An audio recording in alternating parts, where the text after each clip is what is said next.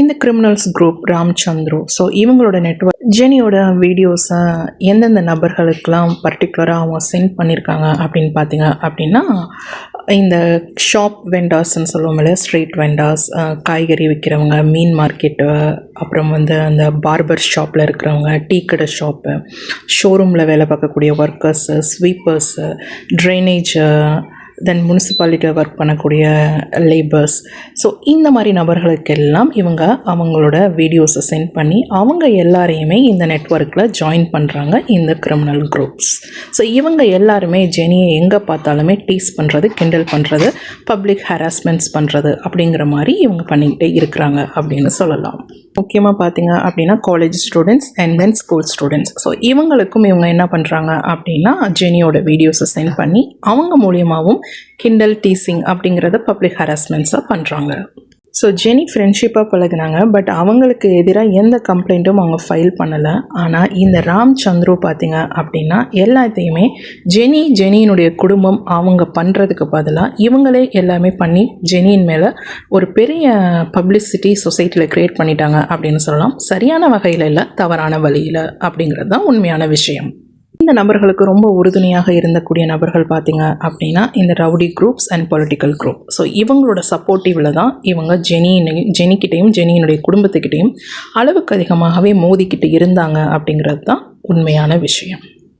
So இந்த group என்ன பண்ணுது அப்படின்னா ஜெனியை லூஸு, மென்டலு அப்படின்னு சொல்லி இந்த ஸ்டூடெண்ட்ஸு, காலேஜ் ஸ்டூடெண்ட்ஸ் என்ன இந்த ஷாப் வெண்டார்ஸ், ஸ்ட்ரீட் வெண்டார்ஸ் கிட்டலாம் அவங்க பப்ளிசிட்டி பண்ணுறாங்க. பார்த்திங்க அப்படின்னா இது இந்த விஜய் படத்தில் வரக்கூடிய குஷி மூவின்னு இருக்கு இல்லையா, ஜோதிகா விஜய்.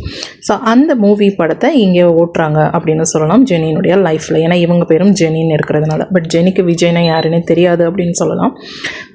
கசினோட அதாவது ஒரு கசின் இருக்காங்க ஜெனிக்கு. ஸோ அவங்களுடைய ஹஸ்பண்ட் பேர் தான் விஜய் அப்படிங்கிறது மட்டும் தெரியும். பட் ஆனால் ஜெனிக்கும் விஜய்க்கும் எந்த வித சம்மந்தமும் கிடையாது, பழக்கமும் கிடையாது அப்படின்னு தான் சொல்லணும். ஸோ இந்த பட மூவியும் வச்சு ஜெனியை கிண்டல் கேலி பண்ணிகிட்டு இருக்காங்க அப்படின்னு சொல்லலாம். பட் ஜெனி எவ்வளவு தான் கிண்டல் கேலி நீங்கள் பண்ணிக்கிட்டே இருந்தாலும் எனக்கு கவலை இல்லை, பப்ளிசிட்டி பண்ணிகிட்டு இருக்கீங்க, பண்ணுங்கள், தவறான வழியில், ஐ டோன்ட் கேர் அப்படிங்கிற மாதிரி தான் ஜெனி போயிட்டுருக்காங்க அப்படின்னு சொல்லலாம். கிரிமினல்ஸோட ஒர்க் பார்த்திங்க அப்படின்னா ஒரு பெண்ணை எவ்வளவு தூரம் அவமானம், எம்பாரசிங், அசிங்கப்படுத்த முடியுமோ அவ்வளோ அளவுக்கு அவங்க அசிங்கப்படுத்திக்கிட்டே இருக்காங்க அப்படிங்கிறது தான் மிக மிக உண்மையான விஷயம் அப்படின்னு சொல்லலாம். இவங்களோட அடுத்த கட்ட ஹராஸ்மெண்ட்ஸ் பார்த்திங்க அப்படின்னா ஒரு டார்கெட் அல்லது கொலை முயற்சி தாக்குதல்னு கூட சொல்லலாம். அதாவது இவங்களுக்கு உணவு கொடுக்கப்படுதுன்னு வச்சுக்கோங்க. இப்போ கல்யாணம் ஆகி தன்னோட மாமியார் வீட்டில். ஸோ இவங்க மாமியாருடைய கூட்டணியும் பார்த்திங்க அப்படின்னா இந்த ராம்சந்திருவினுடைய கூட்டணி. ஸோ அவர்கள் மூலியமாக இவர்களுக்கு சாப்பாட்டில் ஏதாவது பொருட்கள், அதாவது இந்த சைனைடு மாதிரி சொல்லுவாங்களே, ஸ்லோ பாய்சன், ஸோ அந்த மாதிரி மிக்ஸ் பண்ணி கொடுக்குறதும் இவங்களுடைய வாடிக்கையாகவே இருந்தது அப்படின்னு சொல்லலாம். சம்டைம்ஸ் இவங்க ஆன்லைனில் ஆர்டர் பண்ணாலும் அந்த ஃபுட் பேக்கேஜ்லேயும் பார்த்திங்க அப்படின்னா இந்த ஸ்லோ பாய்சன் அப்படிங்கிறது ஆட் ஆகி இருக்கும். இதனுடைய ஸ்மெல்லை ஜெனி ஸ்மெல் பண்ணுறாங்க, அதுக்கப்புறம் ஃபைண்ட் அவுட் பண்ணுறாங்க. இது எப்படி அவங்களுக்கு தெரிஞ்சது அப்படின்னா ஜெனி கன்சீவாக இருக்கிற டைம் பார்த்திங்க அப்படின்னா ஒரு ஃபுட்டு ஆர்டர் பண்ணுறாங்க. ஸோ அந்த ஃபுட்டில் பார்த்திங்க அப்படின்னா அதனுடைய ஃப்ளேவர் பைனாப்பிள் ஃப்ளேவர் மேலே ஆட் ஆகிருக்கு. இது எப்படி இந்த ஃபுட்டில் ஆட் ஆகிருக்கும் அப்படின்னு ஸ்மெல் பண்ணிகிட்டே சாப்பிட்றாங்க. சரி வேறு எதுவும் இருக்காது அப்படின்னு சொல்லி. பட் சாப்பிட்ட அடுத்த செகண்ட் பார்த்திங்க அப்படின்னா அவங்களுடைய கரு கலைஞ்சிருச்சு அப்படின்னு சொல்லலாம். ஸோ இதுவும் இந்த கிரிமினல்ஸ்னால் ஏற்படக்கூடிய ஒரு மிகப்பெரிய கொலை முயற்சி தாக்குதல் ஜெனிக்கு ஏற்பட்டது அப்படின்னு சொல்லலாம். உணவுகளில் கலப்படம்னு சொல்ல முடியாது, உணவுகளில் விஷத்தன்மையை கலத்தல் அப்படிங்கிறது தான் உண்மையான விஷயம். இதற்கு பேர் கொலை முயற்சி தாக்குதல் தானே சொல்லணும், குழுவாக சேர்ந்து செய்வது. ஸோ இப்படி இவங்க கொடுக்கக்கூடிய ஃபுட்டை சாப்பிட்றதுனாலே ஜெனிக்கு அடிக்கடி வாமிட் அண்ட் ஸ்டொமக் பெயின் அப்படிங்கிறது, ஹெட்ஏக் பெயினும் அடிக்கடி வந்துக்கிட்டே இருக்கும் அப்படிங்கிறது தான் உண்மையான விஷயம். இப்படி தான் இந்த கிரிமினல்ஸ் போட்ட நாடகத்தில் தான் ஜெனியினுடைய மேரேஜ், கல்யாண லைஃபே ஒரு மோசடியாக நடந்தது அப்படின்னு சொல்லலாம். அதாவது ஜெனி இருக்கிற அழகுக்கும் கலருக்கும் அவங்களுக்கு ஏற்ற மாப்பிள்ளை பார்த்திங்க அப்படின்னா அதே கலர், அதே குவாலிஃபிகேஷனில், அதை விட இன்னும் தாண்டி ஹை ஸ்டேட்டஸில் தான் பார்ப்பாங்க, அப்படி தானே. பட் ஆனால் அவங்க மேரேஜ் பண்ணது பார்த்திங்க அப்படின்னா ஃபேக்கான ஒரு பர்சன்.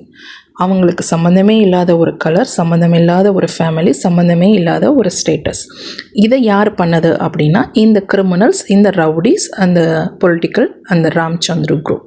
ஸோ இவங்களுடைய நாடகத்துலேயும் இவங்களுடைய பொய்கள்லையும் பொய்யான ராங் அலிகேஷன்ஸ் சொல்லுவாங்க இல்லையா, அந்த வழக்குகளாலையும் ஜெனியினுடைய திருமண வாழ்வு அப்படிங்கிறது மிகப்பெரிய சோகத்திற்கும்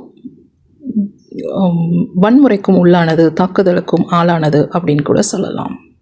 ஏன் அப்படின்னா, ஸோ இப்போ இந்த கருப்பான பிளாக் பர்சனை கல்யாணம் பண்ணா அப்படின்னா சந்துரு என்ன பண்ணுறான் அப்படின்னா தன்னை கணவன்னு போய் சொல்லிக்கலாம் அப்படிங்கிற ஒரு சின்ன அல்ப ஆசை அப்படிங்கிறது தான் அவனுடைய மெயின் மோட்டிவ் அப்படின்னு கூட சொல்லலாம்.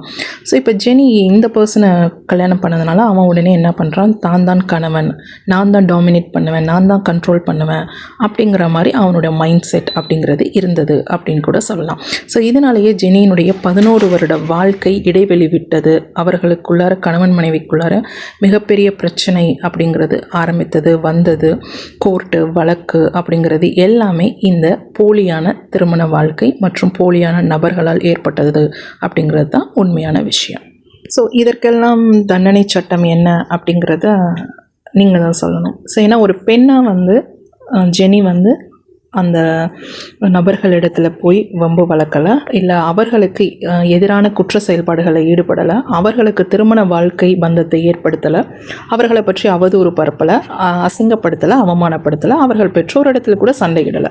ஸோ இப்படி இருக்கக்கூடிய ஒரு இன்னசென்ட்டான பெண்ணுக்கு இவ்வளவு அடுக்கடுக்கான குற்ற செயல்களை செய்து அவர்களுடைய வாழ்க்கையை கெடுக்க நினைக்கும் இந்த முட்டாள் கூட்டத்திற்கும் அல்லது முட்டாள்களாக இருக்கக்கூடிய ஆண்களுக்கும் என்ன தண்டனை அப்படிங்கிறது தான் என்னுடைய கேள்வி அல்லது ஜெனியினுடைய கேள்வியாக இருக்கும் அப்படின்னு கூட சொல்லலாம். ஸோ அடுத்து இந்த ராம்சந்திர குரூப் என்ன பண்ணுறாங்க அப்படின்னு பார்த்தீங்க அப்படின்னா, கௌதம் மேனன் படத்தில் வர கதை மாதிரி, அதாவது அந்த மெக்கானிக்கல் இன்ஜினியர் ஜில்லுன்னு ஒரு கதை, அந்த படக்கதையும் ஓட்டுறாங்க. ஜெனி ஜோதிகா கிடையாது. அடுத்தது பார்த்தீங்க அப்படின்னா இன்னொரு மூவி இருக்கும்போதே பச்சைக்கிளி முத்துச்சரம். ஸோ அது போல் ஜெனியின் மீது கம்ப்ளைண்ட் சொல்கிறாங்க. என்ன அப்படின்னா, இவங்களை கடத்திட்டு ஜெனி அவங்க கிட்டேருந்து 4 லட்சம் ரூபாய் பணம் வாங்கிக்கிட்டு மிரட்டுவதாக அப்படின்னு சொல்லி போய் சொல்கிறாங்க.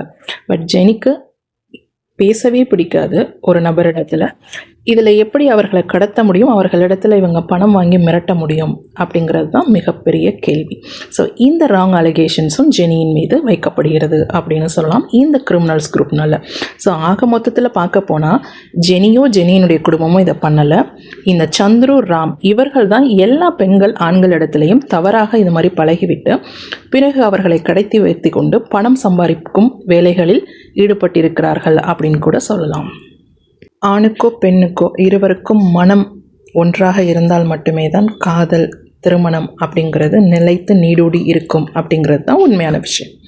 ஆனால் இங்கு பல நபர்கள் ஒரு பெண்ணையோ ஆணையோ திருமணமோ அல்லது காதல் செய்வதற்கோ பல மாயாஜால வேலைகள், மந்திரங்கள் செய்து ஒவ்வொரு குடும்பத்திலும் நுழைகிறார்கள். இதனால் பல்வேறு கருத்து வேறுபாடுகள், பிரிவுகள், முறிவுகள், சண்டை சச்சரவுகள் அப்படிங்கிறது தான் உலகத்தில் நடந்து கொண்டிருக்கிற செயற்கையான விஷயம் அப்படின்னு கூட சொல்லலாம்.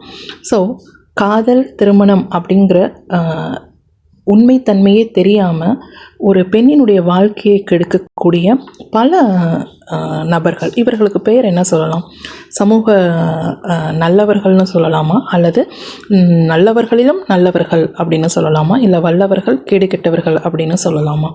ஸோ இதை நம்ம தான் யோசிக்கணும். இந்த உலகம் அப்படிங்கிறது உண்மையாக இருந்தால், அதாவது பூலோகம் அப்படிங்கிறது உண்மை, இதில் எல்லா மனிதர்களும் வாழ்ந்து கொண்டிருக்கிறோம்.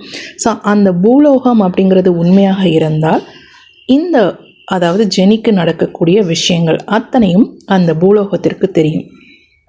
ஸோ யார் இதில் தவறு செய்திருக்கிறாங்க அப்படிங்கிறத பூலோகம் அப்படிங்கிறத முடிவு செய்யும். சரிதானே? ஸோ ஜெனி அப்படிங்கிறவங்க தவறு செய்யலை. ஷீ இஸ் வெரி இன்னசென்ட் அப்படின்னு சொல்லலாம். ஸோ அவங்களுக்கு எதுவுமே தெரியாது. ஆனால் அவங்கள ஒரு கிரிமினலாகவும் ஒரு சமூக விரோதி இல்லை ஒரு தீவிரவாதியாக சித்தரித்து இந்த நபர்கள் ஆடிய ஆட்டம், அட்டூழியம் அப்படிங்கிறது பூலோகத்திற்கு கண்டிப்பாக தெரியும். அதாவது பூலோகம் அப்படிங்கிறது ஒரு இறைவன். ஸோ கடவுளுக்கு தெரிந்த நபர்கள், கடவுளால் படைக்கப்பட்ட நபர்கள் இத்தனை அட்டூழியங்களும் அட்டகாசங்களும் சமூகத்தில் செய்யும்போது இறைவன் எப்படி அமைதியாக இருக்கிறாரோ அதே போல தான் இந்த ஜெனியினுடைய குடும்பமும் இவர்கள் அடுக்கடுக்காக செய்யக்கூடிய அத்தனை குற்ற செயல்பாடுகளுக்கும் அமைதியாக இருக்கிறார்கள் அப்படிங்கிறது தான் உண்மையான விஷயம். ஸோ அமைதியாக இருப்பதனால ஒருத்தவங்க அடங்கி போகிறாங்க அப்படின்னு கிடையாது. ஸோ வன்முறை தேவையில்லை அதாவது அதற்கு மேலே பிரச்சனை தேவையில்லை அப்படிங்கிற ஒரே காரணத்திற்காக தான் பூலோகம் எப்படி அமைதி காக்கிறதோ அது மாதிரி தான் சில மனிதர்களும் அமைதியாக இருக்கிறார்கள். அதனால் கெட்டவர்கள் வெற்றி பெற்று விட்டார்கள் அப்படின்னு சொல்ல முடியாது. ஸோ இதற்கான தீர்வு கண்டிப்பாக இறைவனால் கொடுக்கப்படும் அப்படிங்கிறது தான் ஜெனியினுடைய முழுமையான நம்பிக்கை அப்படின்னு கூட சொல்லலாம். ஸோ இது எல்லாத்துக்குமே ஜெனி பயப்படல. உன்னால் முடிஞ்சது என்ன வேணாலும் நீ பண்ணிக்கிட்டு, என்னால் முடிஞ்சதை நான் பார்த்துக்கிறேன் அப்படிங்கிற மாதிரி தான் அவங்களோட லைஃப்பில் போயிட்டுருக்காங்க அப்படின்னு கூட சொல்லலாம். ஸோ இதிலிருந்து பெண்கள் அப்படிங்கிறவங்க யாருக்குமே பயப்படணும் அப்படின்னு அவசியம் இல்லை. ஆணோ பெண்ணோ தன்னை ஒருத்தவங்க துன்புறுத்துகிறாங்க அல்லது மிரட்டுறாங்க அப்படின்னா தைரியமாக இருக்க கற்றுக்கணும் அப்படிங்கிறது தான் உண்மையான விஷயம். ஸோ ஜெனி எந்த ஆணையும் மிரட்டலை. பட் ஜெனி எல்லா ஆண்களாலும் மிரட்டப்பட்டார்கள் அல்லது அச்சுறுத்தப்பட்டார்கள், பாலியல் சில்மிஷ வேலைகள் அப்படிங்கிறது அவங்களுக்கு தொடர்ந்து வந்துக்கிட்டே இருந்தது தான் உண்மையான விஷயம் அவங்களுடைய வாழ்க்கையில்.